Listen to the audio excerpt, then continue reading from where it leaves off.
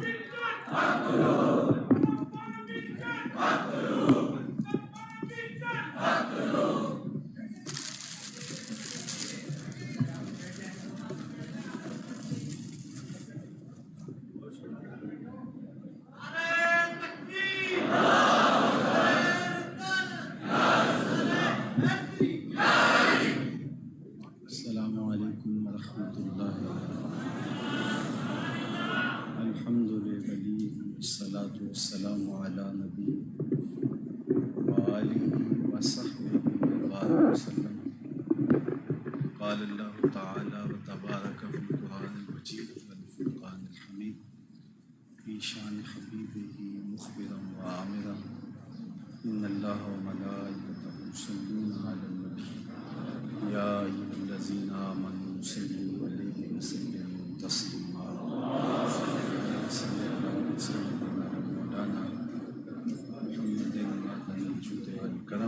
صلاۃً و سلامًا علیک یا سیدی یا رسول اللہ وعلی آلک و اصحابک یا حبیب اللہ۔ حمد و تعریف و توصیف اللہ جل مجدہ الکریم کی ذات بابرکات کے لیے، جو خالق کائنات بھی ہے اور مالک شاشہات بھی۔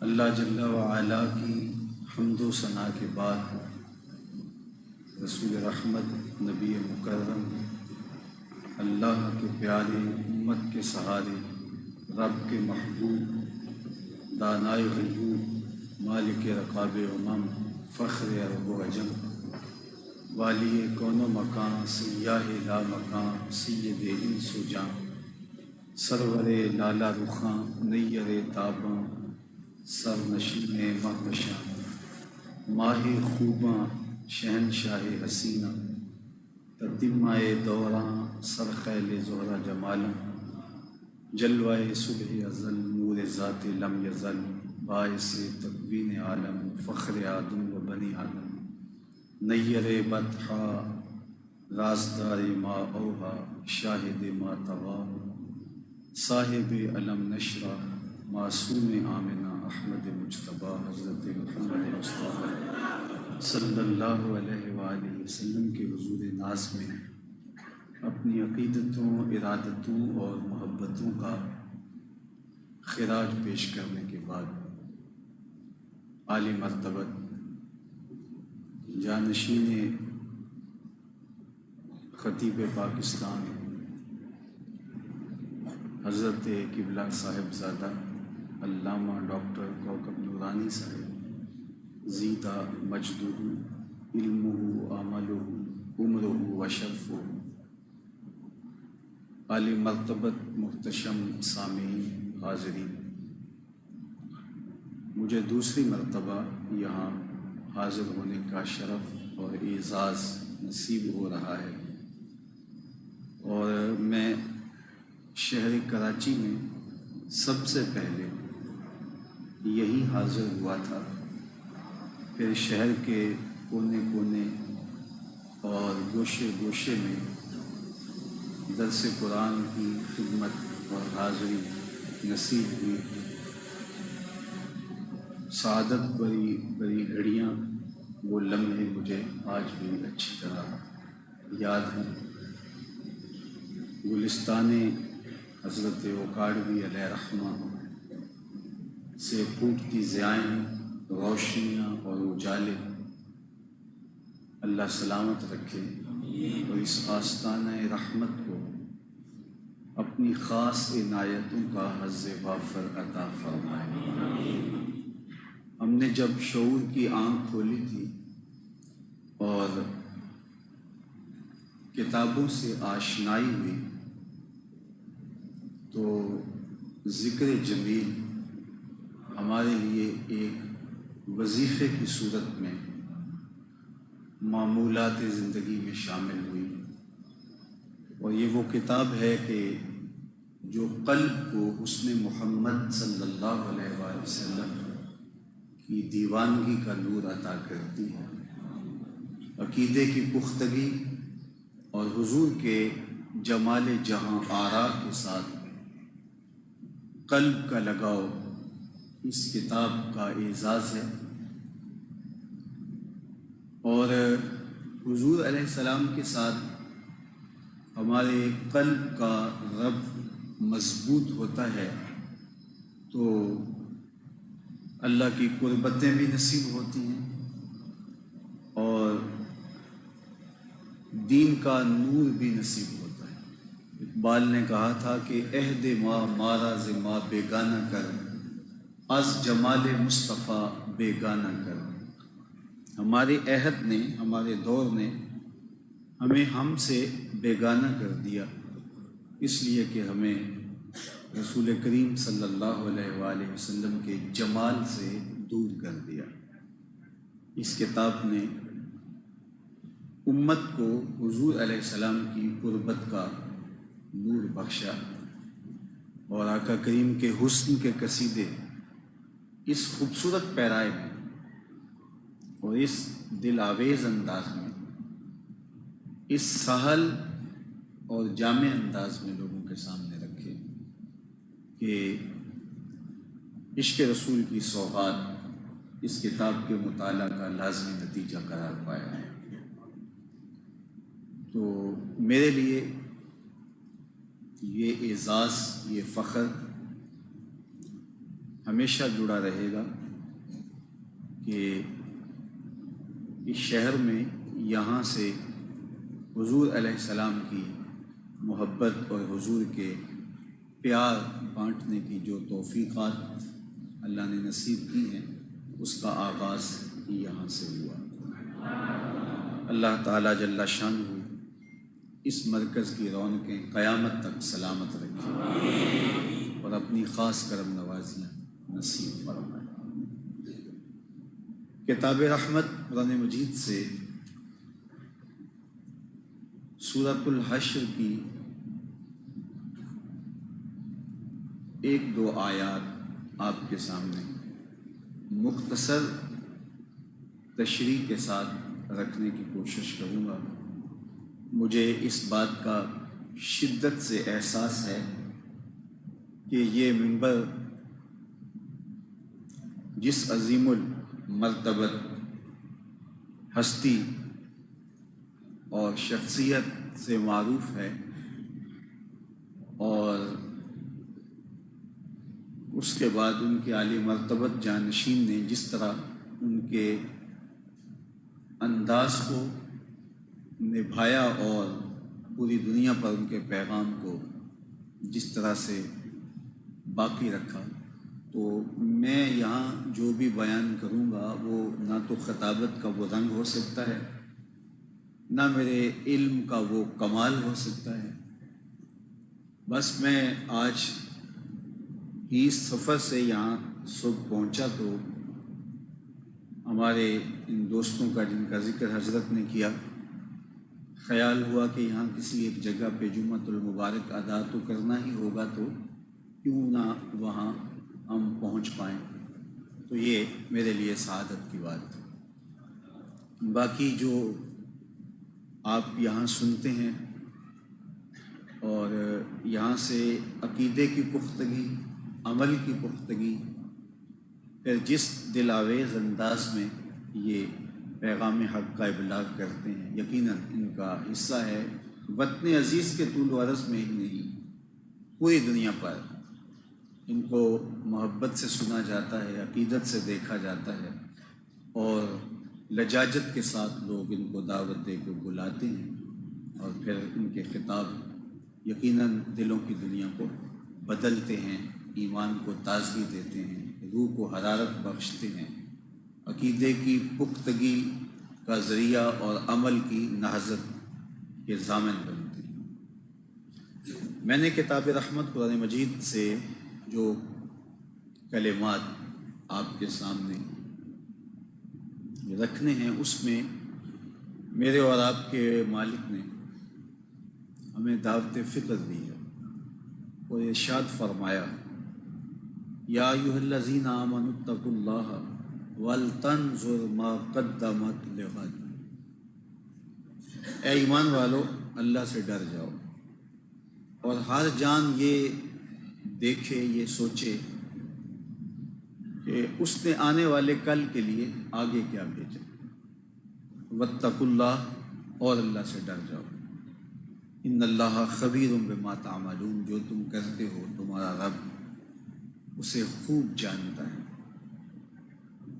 تو اہل اللہ کو، اہل ایمان کو اس آیت کریمہ میں اللہ تعالیٰ جل شانہ نے 2 مرتبہ تقوی اختیار کرنے کی تلقین ارشاد فرمائی۔ ایک آیت کریمہ میں 2 مرتبہ ارشاد کیا کہ اے ایمان والو، تم تقوی کے نور سے مالا مال ہو جاؤ، اتقاء کے اجالے تمہاری زندگیوں کی زینت ہونے چاہیے، ایمان کا نور تمہیں نصیب ہوا ہے، آقا کریم علیہ الصلوۃ والسلام کے ساتھ ہماری جو وابستگی ہے، جو دل بستگی ہے، جو تعلق خاطر ہے، یہ ہمارا اعزاز ہے، اور ایمان محبت رسول کا نام ہے۔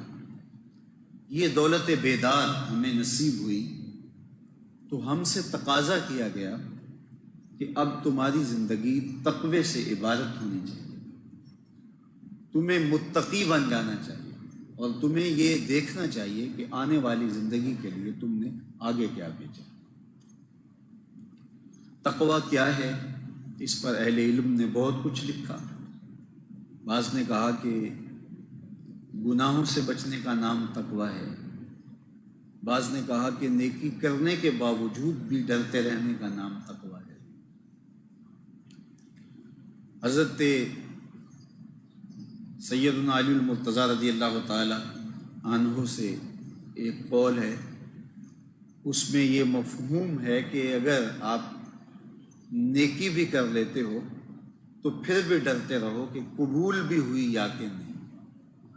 کتنے لوگ ہیں کہ جو مرتبہ کمال پہ پہنچ کر کے بھی وہ ہر وقت اس ڈر میں رہتے ہیں کہ ہمارا انجام بخیر ہو جائے، کہیں ایسا نہ ہو کہ ہماری ساری کمائی لٹ جائے، برباد نہ ہو جائے۔ ابن ملیکہ نے روایت کی ہے، بخاری کتاب الایمان اٹھائیے، وہ فرماتے ہیں کہ میں 30 اصحاب رسول سے ملاقات کی ہے، اور 30 اصحاب کی صحبت پانے کے بعد میں نے یہ دیکھا کہ ہر شخص اپنی آخرت کے بارے میں سخت فکر مند تھا کہ میرا انجام بخیر ہو جائے، حالانکہ انہوں نے حضور علیہ السلام کی صحبت پائی۔ اور کتنے لوگ تھے کہ جنہیں آقا کریم علیہ السلام کی زبان سے جنت کی بشارت ملی، لیکن اس کے باوجود بھی خشیت الہی اور خوف خدا اور آخرت کے حوالے سے ان کی حساسیت دیکھنے کے قابل ہے۔ سیدنا صدیق اکبر رضی اللہ تعالیٰ عنہ سے لے کر کے سیدنا علی المرتضیٰ رضی اللہ تعالیٰ عنہ تک آپ ان خلفائے راشدین کی زندگیاں دیکھیں، عشرہ مبشرہ کی زندگیاں دیکھیں، مہاجرین و انصار کی زندگیاں دیکھیں، تمام اصحاب کی زندگیاں تقوی سے عبارت ہیں، اور ان وعدوں کے باوصف وہ سخت فکر مند ہیں کہ ہمارا انجام بخیر ہو۔ حضرت بایزید بسطامی علیہ رحمہ سے ایک بڑھیا نے کہا کہ ایک مسئلہ پوچھنا چاہتی ہوں، فرمایا پوچھیے۔ کہا میرے گدھے کی دم اچھی ہے یا آپ کی داڑھی اچھی ہے؟ حضرت بایزید بسطامی رو پڑے، فرمانے لگے کہ بڑھیا تیرے سوال کا جواب فی الحال میرے پاس نہیں ہے، یہ تو مرنے کے بعد ہی بتا سکتا ہوں۔ جب تک یہ یقین نہ ہو کہ میرا خاتمہ بخیر ہو گیا، اتنی دیر تک دھڑکا لگا رہے، ڈر لگا رہے، یہ مومن کی زندگی ہے۔ رنگا رنگ سہیلیاں پرن کڑے، پر پریا جانیے پریا استا جانیے جس طرح توڑ چڑھے۔ تو ساری زندگی ہم دیکھتے ہیں بلعام بن باورہ بنی اسرائیل کا مستجاب الدعوات ولی تھا، ہاتھ اٹھا کے دعا مانگتا تو ہاتھ منہ پہ بعد میں پھیرتا، دعا پہلے قبول ہو چکی ہوتی، لیکن پھر اسی کے بارے میں کہا گیا مثلہ کمثل الکلب، اس کی مثال کتے کی مثال ہے۔ اس نے پیغمبر کے خلاف، نبی وقت کے خلاف ہاتھ اٹھا دیے، اور اس نے سمجھا کہ میں اللہ کا مقبول ہو گیا ہوں اور میری ہر دعا قبول ہوتی ہے، تو میں پیغمبر کے خلاف بھی بد دعا کروں گا تو وہ بھی قبول ہو جائے گی۔ پیغمبر کے بغیر خدا تک پہنچنے کا تصور ہی نہیں ہے۔ امتی کو جو نور، جو برکت، جو فیض نصیب ہوتا ہے وہ نبی کے واسطے سے نصیب ہوتا ہے۔ ایک لمحے کے برابر بھی نبی علیہ السلام کی توجہ اور نبی علیہ السلام سے تعلق اس کا کٹ جائے تو اس کے پلے کچھ بھی باقی نہیں بچتا۔ لیکن اس نے سمجھا کہ میں چونکہ اللہ سے ڈائریکٹ ہو گیا ہوں تو مجھے کوئی فرق نہیں پڑتا، میں کسی کے خلاف بھی بد دعا کر سکتا ہوں، لیکن وہ لفظ اپنے خلاف ہی نکلے اور پھر زبان لٹک گئی اور زمین چاٹتا تھا، اور کہا کہ اس کی مثال کتے کی مثال ہے۔ میاں صاحب بولے پڑھنے اتے مان کرینا تے نہ آکھی میں پڑھیا، او جبار کہار صداوے متا روڑ دیوے دودھ کڑیا۔ تو حضرت بایزید بسطامی فرمانے لگے کہ میں اتنی دیر تک یہ بات نہیں بتا سکتا جب تک یہ مجھے یقین نہ ہو کہ میرا خاتمہ ایمان پہ ہوتا ہے۔ تو خیر حضرت باعزید علیہ رحمہ کا انتقال ہو گیا تو بڑھیا کو خواب میں ملے تو اس نے کہا میرا سوال وہیں کھڑا ہے۔ تو کہا اللہ کا شکر ہے میرا خاتمہ ایمان پہ ہو گیا، اب تیرے گدھے کی دم کو میری داڑھی سے کیا نسبت ہو سکتی ہے؟ تو بڑھیا کہنے لگی کہ بتائیے آپ کے رب نے آپ کے ساتھ سلوک کیا کیا؟ حضرت بایزید بستامی علیہ رحمہ فرماتے ہیں کہ جب میں مالک کے حضور پیش ہوا تو مجھے پوچھا گیا اے بوڑھے بتا کیا لے کر حاضر ہوا ہے؟ 72 سال کی عمر میں انتقال ہوا تھا۔ تو کہا اے بوڑھے بتا کیا لے کر حاضر ہوا ہے؟ تو کہا میں نے جواباً عرض کی مالک بادشاہوں کی چوکھٹ پہ جب فقیر آئیں تو شہنشاہ یہ نہیں پوچھا کرتے کہ کیا لے کر آئے ہو، بلکہ یہ پوچھا کرتے ہیں کیا لینے آئے ہو۔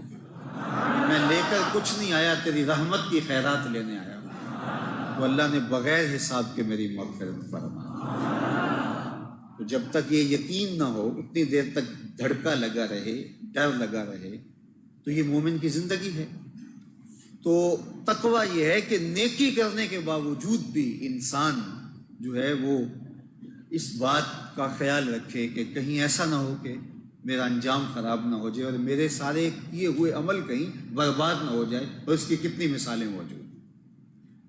اللہ اکبر۔ تقوی کے حوالے سے کعب احبار رضی اللہ تعالیٰ عنہ سے پوچھا گیا کہ تم پچھلی کتابوں کے بھی عالم ہو اور قرآن بھی پڑھا ہے، تم بتا سکتے ہو کہ تقویٰ کیا ہے؟ تو انہوں نے فرمایا کبھی تمہارا کسی ایسی وادی سے گزر ہوا ہے جہاں خاردار جھاڑیاں ہوں؟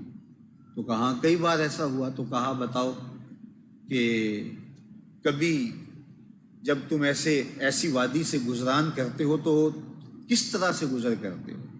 تو انہوں نے کہا کہ جناب ہم اپنے دامن کو سمیٹ کے گزرتے ہیں کہ خاردار جھاڑیاں ہیں، کوئی کانٹا میرے دامن سے الجھ نہ جائے اور میرا لباس پھٹ نہ جائے۔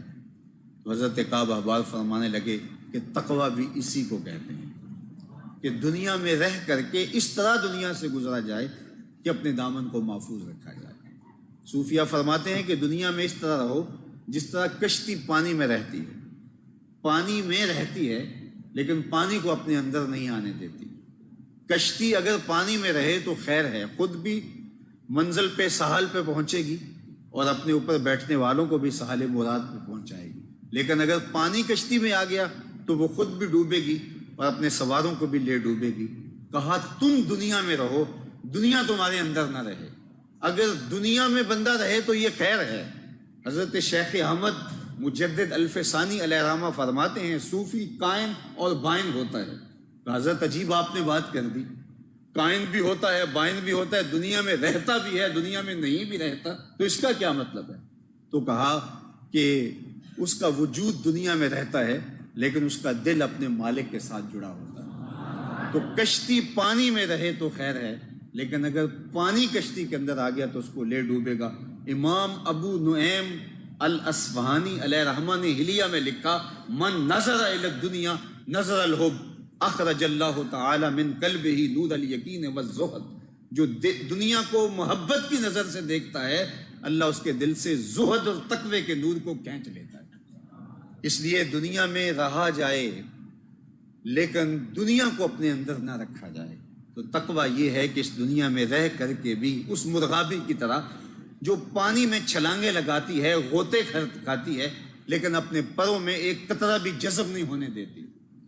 تو اس طرح دنیا میں صوفیاء اہل اللہ متقی رہتے ہیں لیکن وہ ملوث نہیں ہوتے، دنیا ان کے اندر نہیں اترتی اور ان کی روحیں ان کے باطن اللہ کی یاد سے جڑے ہوتے ہیں۔ حضور شاہ نقش بند بخاری علیہ رحمہ فرماتے ہیں کہ میں نے ایک شخص منام میں دیکھا جو 70,000 دراہم کا کاروبار کر رہا تھا لیکن اس کا دل ایک لمحے کے لیے بھی خدا کی یاد سے غافل نہیں تھا۔ اور ایک شخص میں نے طواف کعبہ کرتے دیکھا جو طواف کعبے کا کر رہا تھا لیکن دل اس کا کہیں اور الجھا ہوا تھا۔ تو اصل بات انسان کے دل کی، اس لیے تقوی کا تعلق بھی دل سے بتایا گیا۔ حضور نے اپنے قلب کی طرف اشارہ کر کے فرمایا التقویٰ ہا ہونا، تقویٰ یہاں ہے۔ انسان اپنے دل کو جب سنوار لیتا ہے تو پھر اعضائے بدنیاں چونکہ دل کے تابع ہیں۔ آقا کریم علیہ السلام نے فرمایا انسان کے جسم میں گوشت کا ایک ٹکڑا ہے، جب وہ صحیح ہو جائے تو پورا جسم صحیح ہو جاتا ہے۔ اور جب وہ خراب ہو جائے تو پورا جسم خراب ہو جاتا ہے۔ پھر فرمایا سن لو، گوشت کے اس ٹکڑے کا نام دل ہے، الا وہی القلب، اس کا نام دل ہے۔ دل کی اصلاح پورے بدن کی اصلاح ہے، اور دل کا خراب ہو جانا پورے بدن کا خراب ہو جانا۔ آپ کو کسی نے کہا جناب موسم بڑا اچھا ہے، رت بڑی مستانی ہے، کتنی دل آویز ہوائیں چل رہی ہیں، ذرا 2 لمحوں کے لیے آئیں نا، ذرا ساحل سمندر پہ چلیں، تو آپ نے کہا میرا جی نہیں چاہ رہا۔ تو جب جی نہیں چاہ رہا ہوگا تو ٹانگیں جنبش نہیں کریں گے۔ مرغن غذائیں پڑی تھی اور آپ کو کہا جناب آئیے 2 لقمے ہمارے ساتھ بیٹھ کر کے لے لیجئے، تو کہا جناب میرا جی نہیں چاہ رہا۔ قوس قزح کی رنگینیاں اور دنک کی شوخیاں دل لبھا رہی تھی، کہا ذرا آؤ نظارے تو دیکھیں، کہا جی نہیں چاہ رہا۔ جی نہیں چاہے گا تو آنکھ نہیں اٹھے گی، جی نہیں چاہے گا تو ٹانگیں حرکت نہیں کریں گی، جی نہیں چاہے گا۔ لوگ سننے کے لیے بےتاب تھے اور سماعتیں بچھائے منتظر تھے، جناب گفتگو کیجئے۔ میں نے کہا جناب میرا جی نہیں چاہ رہا۔ تو لوگوں کی طلب سننے کی اور لوگوں کی خواہش اور محبت کے باوجود جب جی نہیں چاہ رہا ہوگا تو زبان جنبش نہیں کرے گی، تو سارے اعضائے بدنیاں دل کے تابع ہیں، اور اگر دل شیطان کے ہتھے چڑھ گیا تو پھر جو شیطان چاہے گا وہ دل چاہے گا، جو دل چاہے گا اعضاء وہی کریں گے۔ تو اگر یہ دل رحمان کا نوکر ہو گیا، یہ حضور علیہ السلام کی محبت میں مبتلا ہو گیا، تو پھر جو وہ چاہیں گے وہی دل چاہے گا۔ تو پھر لب کھلیں گے تو درود پڑھا جائے گا، آنکھ اٹھے گی تو گنبد خضرا کے نظارے سامنے ہوں گے، آپ چلیں گے تو راستے مسجد کے ہوں گے، آپ کا ہاتھ دکھی درد اور درد مندوں کے سر پہ آئے گا، یتاما مساکی اور جو ہے وہ کمزوروں کی اعانت کرتے ہوئے آپ میدان میں پائے جائیں گے، اس لیے کہ دل آپ کا رب کے تابع ہے۔ تو اس لیے اس دل کی اصلاح، رومی علیہ رحمہ بولے کہ دل بدست آور کہ حج اکبر است، از ہزاراں کعبہ یک دل بہتر است، کعبہ بن گاہے خلیل اطہر است، دل گزر گاہے جلیل اکبر است۔ کہا دل کو قابو میں لے آ، 1000 کعبے سے اللہ اکبر، ایک طرف 1000 کعبہ اور ایک طرف تیرا دل۔ اگر 1000 کعبے بھی تو دیکھے، بار بار تو کعبے کی زیارت کرے، لیکن تیرے دل کی پرتیں کشادہ نہیں ہوئی اور تیرا دل اس سے نہیں جڑا، تو پھر کیا فائدہ؟ کہا کہ کعبہ جو ہے وہ حضرت ابراہیم کی گزرگاہ ہے اور دل رب جلیل کی گزرگاہ ہے۔ اس لیے دل کی اصلاح پورے بدن کی اصلاح ہے۔ دل کا درست ہو جانا، دل کا ٹھیک ہو جانا، دل کا قابو میں آ جانا، دل کا کنٹرول میں آ جانا، یہ وہ بات ہے، اور یہ تقوی سے نصیب ہوتا ہے۔ تقوی کا مرکز بھی قلب انسانی ہے۔ اس لیے ہمارے صوفیات قلب کی اصلاح کی طرف توجہ دیتے ہیں کہ اگر یہ ٹھیک ہو گیا پوری بلکہ صوفیاء نے اس کو کائنات صغیر کہا ہے۔ کائنات کو سمیٹیں تو دل بنتا ہے، دل کو پھیلائیں تو یہ کائنات کی شکل نظر آتی ہے۔ یہ چھوٹا سا جہان نہیں، یہ بہت بڑی کائنات ہے۔ وچے بیڑے وچے چیڑے وچے ونج مہانے ہو، 14 طبق دلے دے اندر تمبو وانگو تانے ہو۔ اور اقبال نے کہا تھا خودی کا نشیمن تیرے دل میں ہے، فلک جس طرح آنکھ کے تل میں ہے۔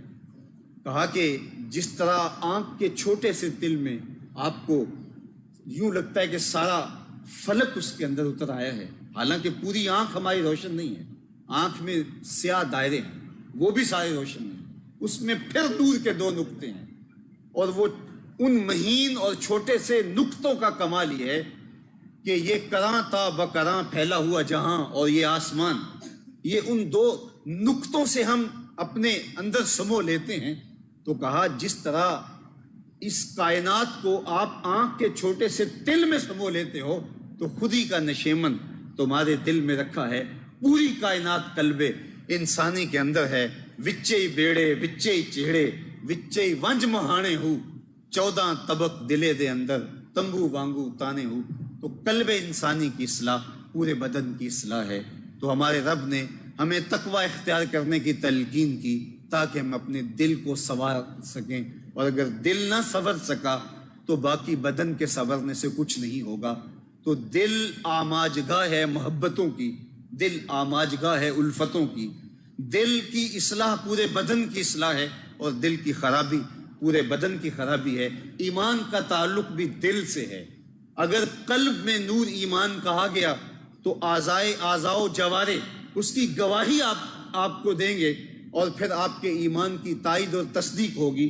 لیکن اگر دل میں ایمان نہیں ہے تو اعضاء جوارے سے اچھے اعمال بھی منافقت کہلائیں گے. تعلق قلب کا ہے، قلب کی اصلاح پورے بدن کی اصلاح ہے، اور قلب ہی معتبر ہے اور قلب کا ہی اعتبار کیا گیا ہے. تو تقوی کا مرکز بھی قلب انسانی کو قرار دیا گیا. تو کہا یا ایھا الذین آمنوا اتقوا اللہ، اے ایمان والو اللہ سے ڈر جاؤ، تقوی اختیار کرو، تمہارے دل اللہ کے خوف سے لرز رہے ہوں، اس کے سامنے جواب دہی کا خوف تمہیں ہر وقت پریشان رکھے، اور تم اللہ کی رضا کے لیے کوشاں ہو جاؤ اور اس کی قربت کے لیے اپنی زندگی لگا دو. پھر دوسری بات ارشاد فرمائی وَلْتَنْظُرْ نَفْسٌ مَا قَدَّمَتْ لِغَدٍ، ہر جان یہ دیکھے اس نے آنے والے کل کے لیے آگے کیا بھیجا ہے.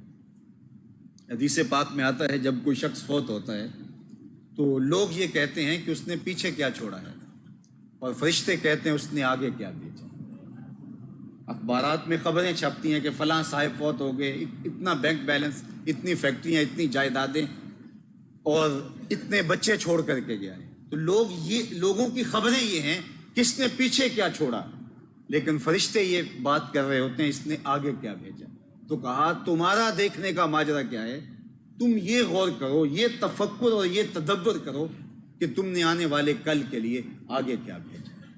اللہ اکبر. یہ دنیا آخرت کی کھیتی ہے.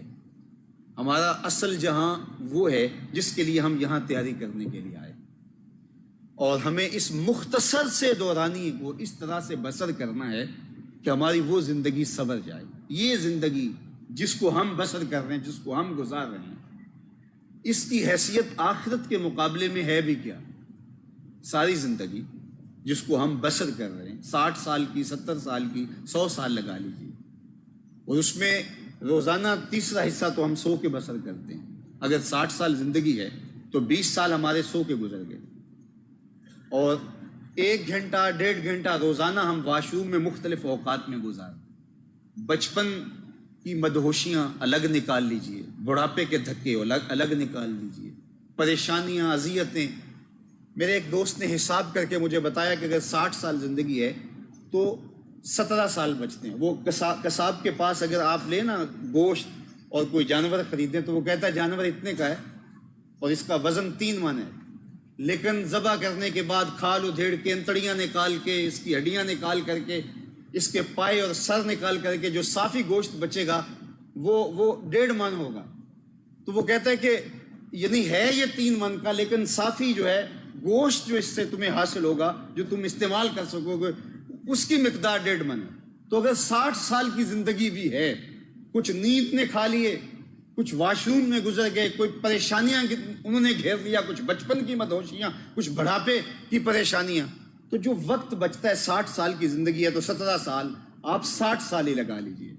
اور آخرت کا ایک دن قرآن نے بتایا ہے مقدارہ 50,000 سنہ، کہ اس کی مقدار قرآن بتاتا ہے ایک دن کی مقدار اللہ اکبر 50,000 سال ہے. 50 سال نہیں، 100 سال بھی نہیں، 50,000 سال کا ایک دن. اور اس کے بعد نہ ختم ہونے والی زندگی، موت کو بھی مینڈے کی شکل میں لا کے ذبح کر دیا جائے گا. اللہ اکبر. ایسی زندگی شروع ہوگی جس کا نقطۂ انجام ہی نہیں ہے. اگر جنت میں چلے گئے تو بہاریں ہی بہاریں، اور اگر جہنم ہے تو نہ ختم ہونے والی زندگی کا آغاز ہو گیا. بلکہ حدیث پاک میں آتا ہے جنتیوں کو جنت میں جا کے ایک ہی کھٹکا ہوگا، کہیں موت نہ آ جائے اور یہ لذتیں چھن نہ جائے. اور جہنمیوں کو ایک ہی موہوم سی امید ہوگی، کہیں موت آ جائے تو جان چھوٹ جائے.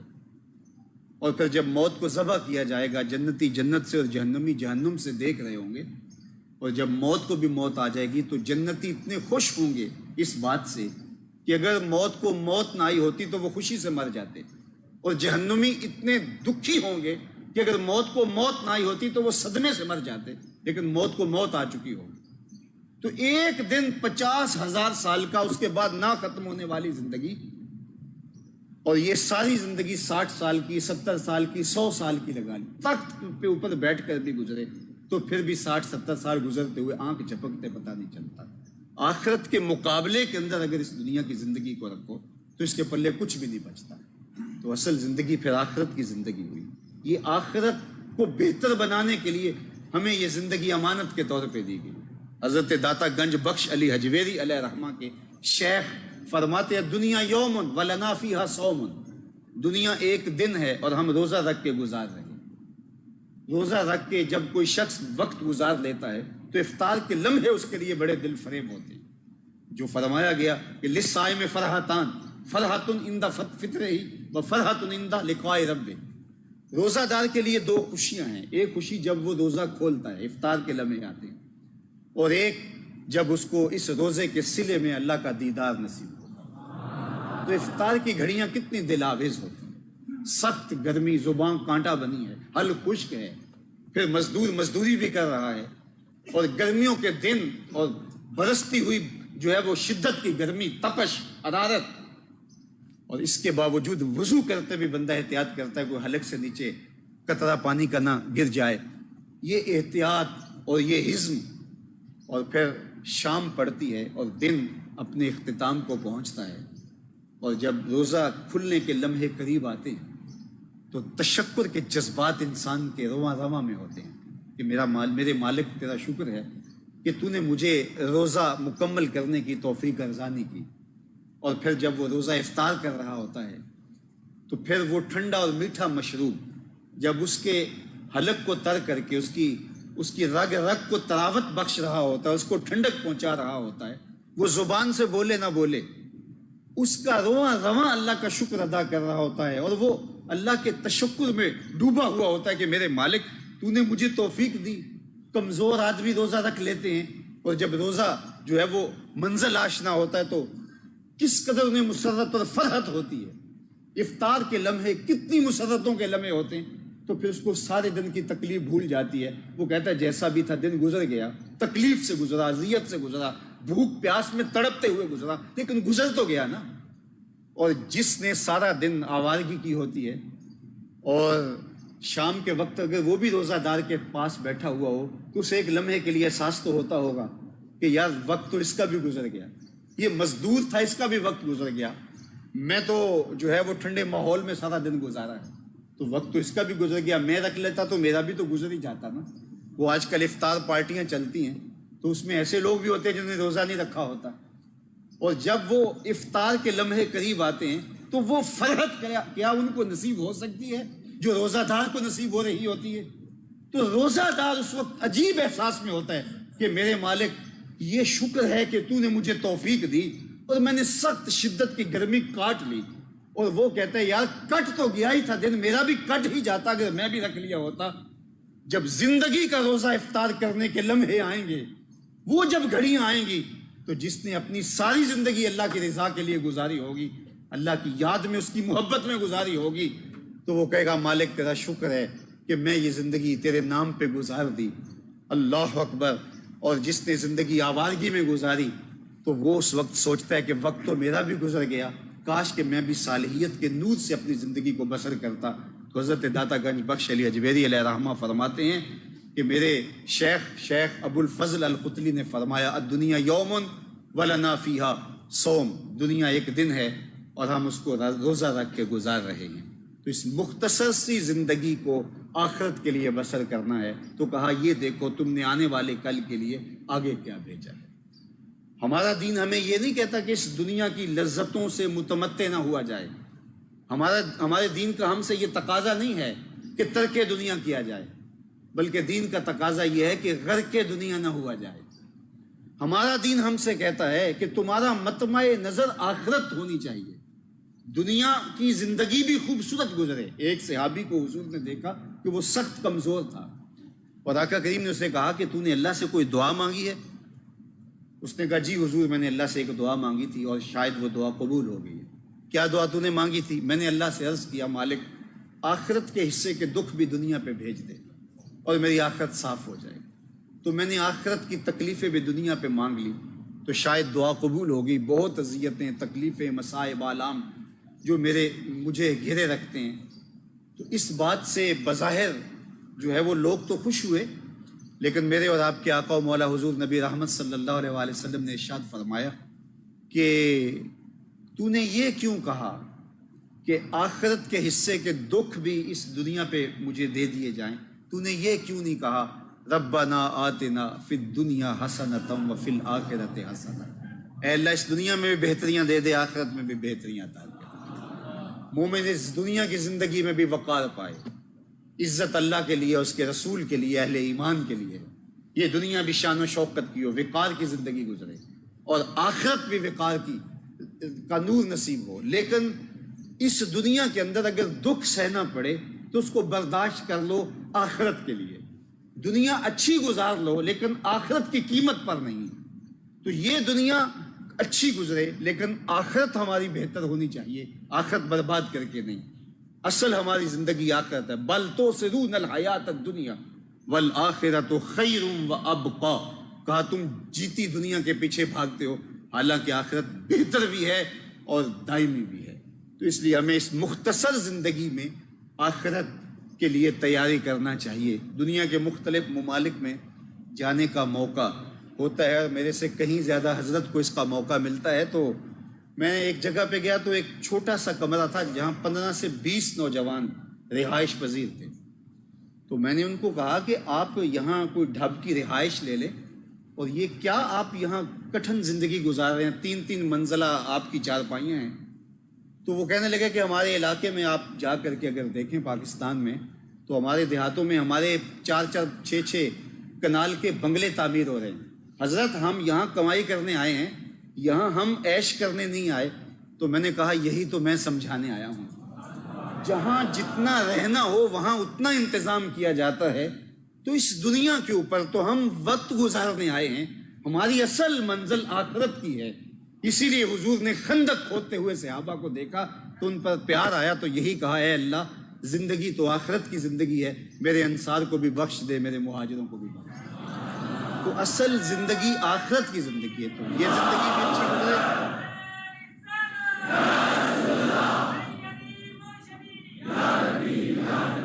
تو یہ زندگی بھی زندہ باد، تو یہ زندگی بھی اچھی گزرے اور وہ زندگی بھی اچھی گزرے۔ اس کی بڑی خوبصورت مثال حضرت ملا رومی علیہ رحمہ نے اپنی مثنوی میں ارشاد فرمائی ہے، چونکہ ان کا جو انداز ہے، سٹائل ہے، وہ تمثیل کا ہے۔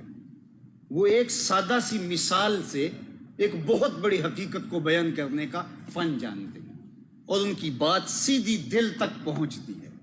اللہ نے ان کو جو فن دیا، اللہ نے ان کو جو باطنی اجالے دیے، جو نور دیے۔ اقبال کہتے ہیں کہ میں ایک مدت تک سوچتا رہا کہ میرا مرشد کون ہونا چاہیے، اسی کشمکش میں گزری میری زندگی کی راتیں، کبھی سوز و ساز رومی، کبھی پیچ و تاب رازی۔ فلسفی تھے، بہت بڑے عالم تھے، تو کہتے ہیں مرشد وہ ہونا چاہیے جو دلیل سے بات کرنے کا ڈھنگ جانتا ہو، استدلال کا شہنشاہ ہو۔ تو میرا مرشد راضی ہونا چاہیے، بات تو دلیل سے کرتا ہے، گفتگو کا سلیقہ تو رکھتا ہے، دلائل کے انبار لگا دیتے ہیں، گر با استدلال کارے دی بدے، فخر راضی رازدارے دی بدے۔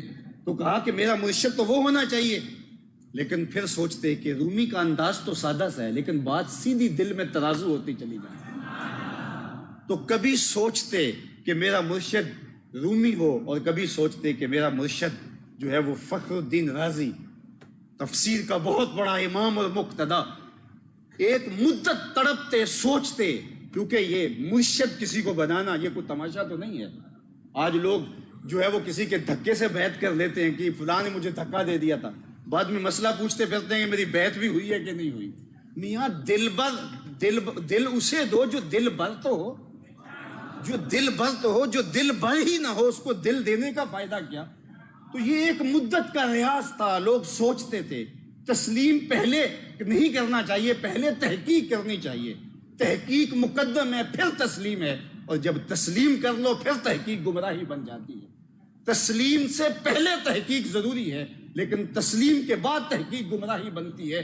تو ایک مدت سوچا، اللہ اکبر، پھر ایک مدت کے بعد فیصلہ کرتے ہیں اقبال، نئے مہرہ باقی ہے نئے مہرہ بازی، جیتا ہے رومی ہارا ہے رازی۔ اقبال کہتے ہیں کہ رومی کو میں نے اپنا مرشد مان لیا۔ اللہ اکبر۔ رومی کا انداز یہ ہے کہ ان کی بات سیدھی دل تک پہنچتی ہے، سادی ہوتی ہے، دل آویز ہوتی ہے، تمثیل سے بیان کرتے ہیں، اور تمثیل بھی وہ کہ جو عام سمجھ میں آ جائے۔ مثال تو اس لیے کی دی جاتی ہے کہ مثال سے ادق اور مشکل مسئلہ سمجھ میں آ جائے۔ کچھ لوگ مثالیں ہی مشکل دینے لگ جاتے ہیں، تو جب مثال ہی مشکل ہوگی تو جس سے مثال دی جا رہی جس کی، تو اس کو کیسے سمجھایا جائے گا؟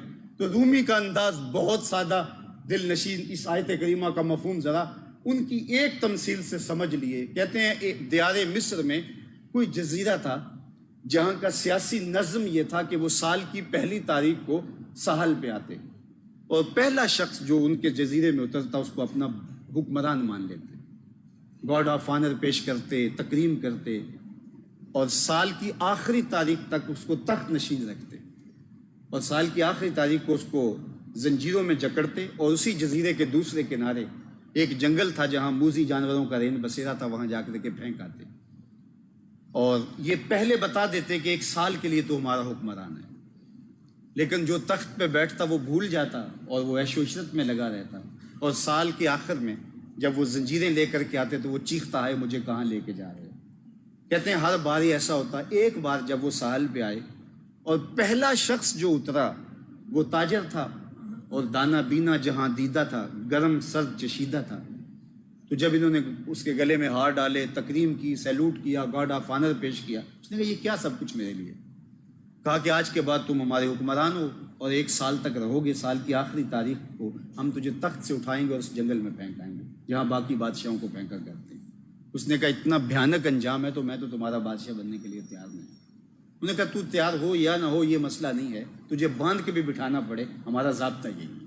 اس نے کہا عجیب بات ہے، اچھا یہ بتاؤ کہ اگر تم ہر صورت میں مجھے بٹھانا چاہتے ہو تو پورا سال میری بات مانو گے؟ انہوں نے کہا کہ اس قانون میں ترمیم تو نہیں کر پائے گا، باقی انتظامی امور جو ہیں ان کو ہم تسلیم کریں گے۔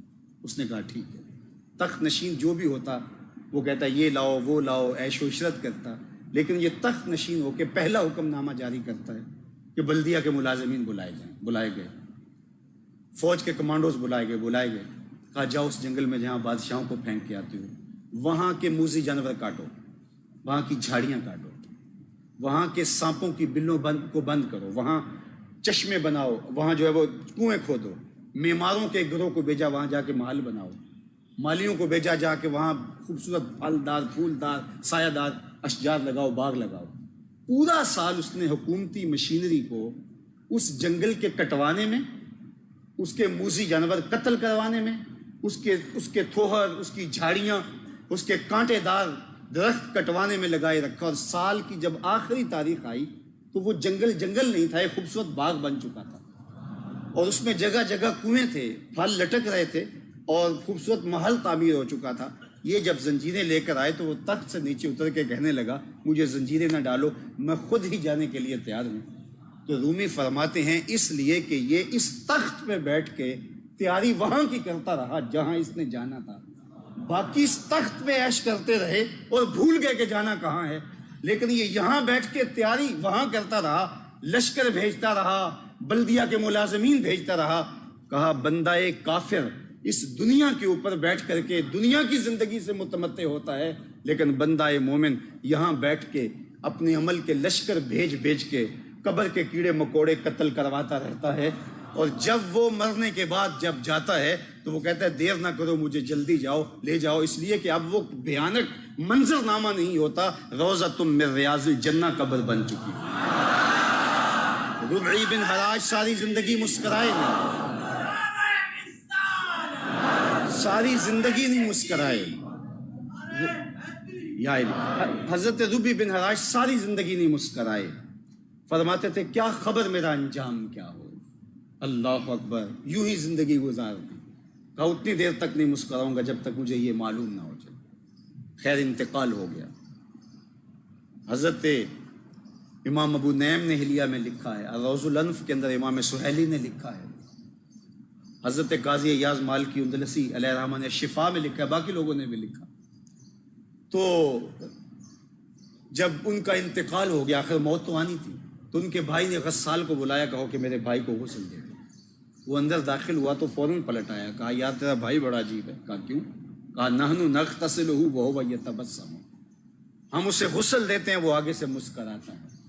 نشان مرد مومن بات و گوئم، چوں مرگ آئے تبسم بر لب اوست۔ اقبال کہتا ہے آ تجھے اللہ کے بندے کی نشانی بتاؤں، جب موت آتی ہے تو اس کے لبوں پہ مسکراہٹ ہوا کرتی ہے، کیونکہ یہ وصل حبیب کا ذریعہ ہے موت۔ اللہ اکبر۔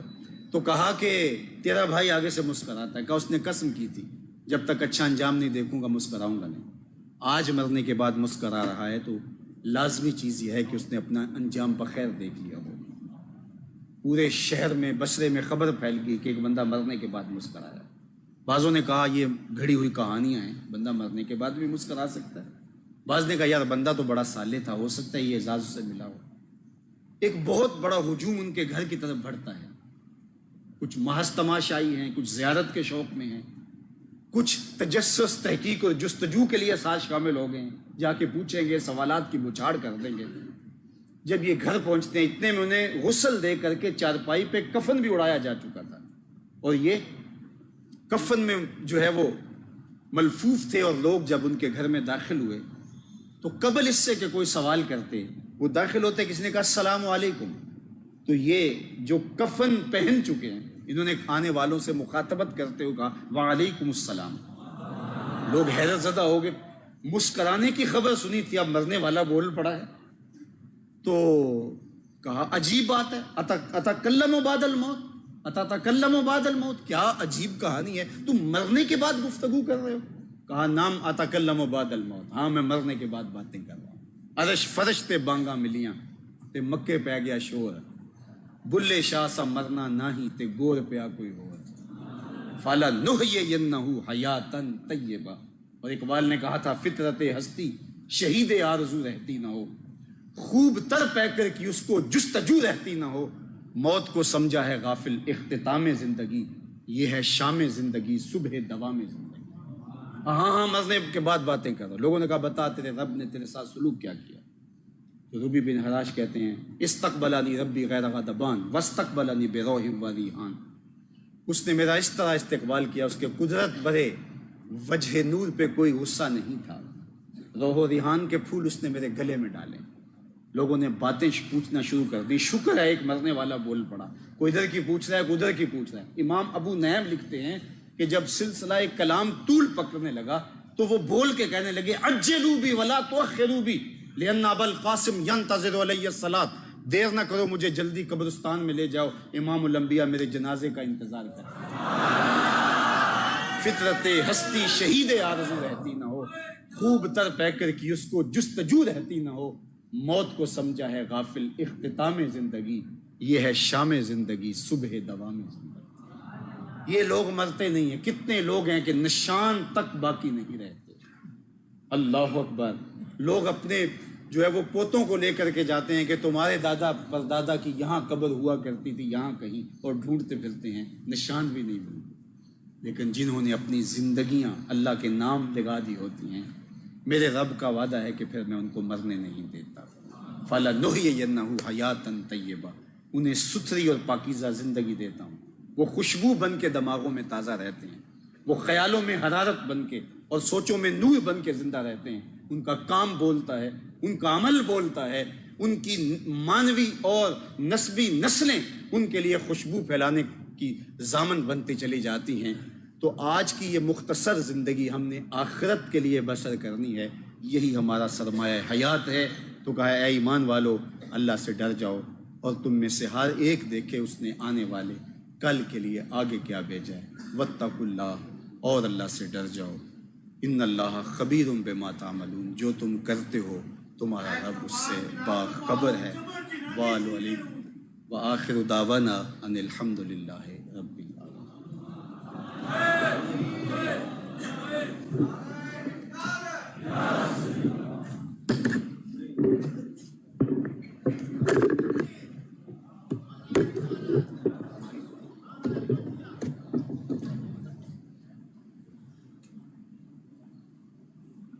بہت شکریہ، بڑی مہربانی، آپ کا ایک انداز ہے اور وہ بھی مختصر وقت، تمہیں لوگوں نے 2-3 گھنٹے کی عادت ڈالی ہوئی ہے۔ بہرحال بڑی مہربانی، آپ نے کتاب سنا، تشریف لائے، اللہ تعالیٰ ہم سب کو عمل کرنے کی توفیق عطا فرمائے۔ میرے دوستوں اور بزرگوں سے دو باتیں پھر ہم سنتے پڑھیں گے۔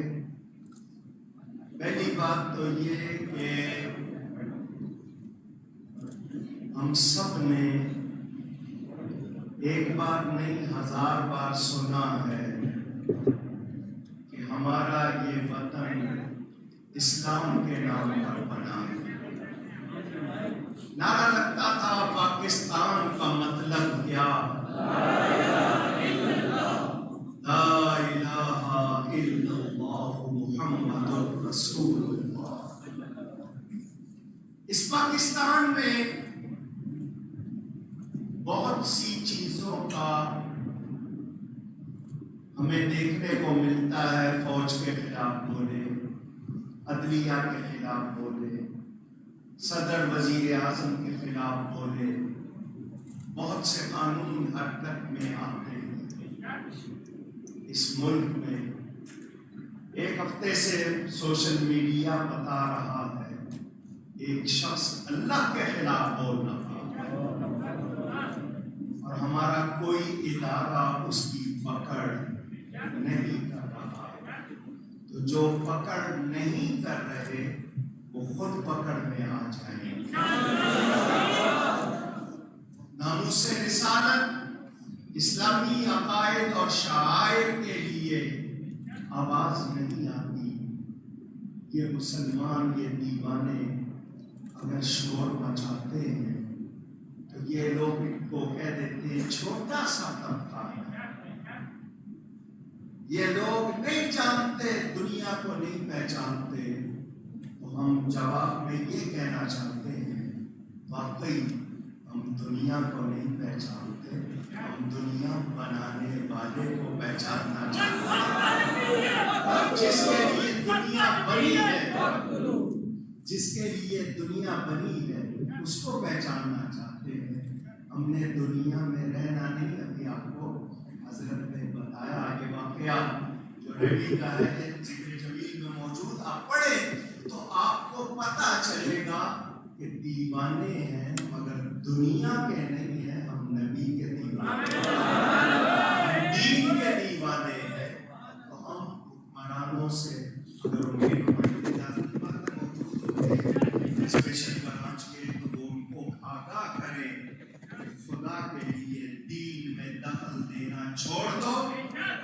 دوسری بات، جو بھی گستاخ ہیں قرآن کے، نبی کے، اللہ کے، صحابہ اہل بیت کے، ان کو پکڑو، ورنہ نہ تمہاری عزت رہے گی نہ اقتدار رہے گا تو میرے نبی کا پرچم اونچا رہے گا۔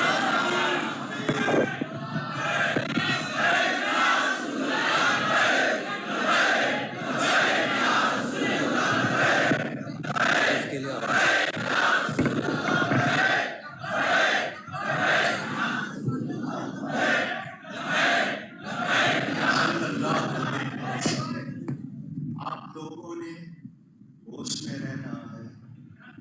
اس 72 سال کے بعد، یہ 2 سال 2.5 سال جو اس حکومت نے دین کو جتنا نقصان پہنچایا ہے، 72 سال میں اتنا نقصان نہیں ہوا۔ ہمیں سیاست سے، وہ جو مروجہ سیاست مغربی، اس سے غرض نہیں۔ ہماری سیاست کی ہمارا دین۔ ہم کہنا چاہتے ہیں ہمارے بڑوں نے پاکستان بنایا، انشاءاللہ ہم اس کو بچائیں گے۔ اور اس میں دین کے خلاف کوئی بات گوارا، یہ پیغام یاد رکھیے گا۔ اللہ آپ سب کو عزت دے، محبت دے۔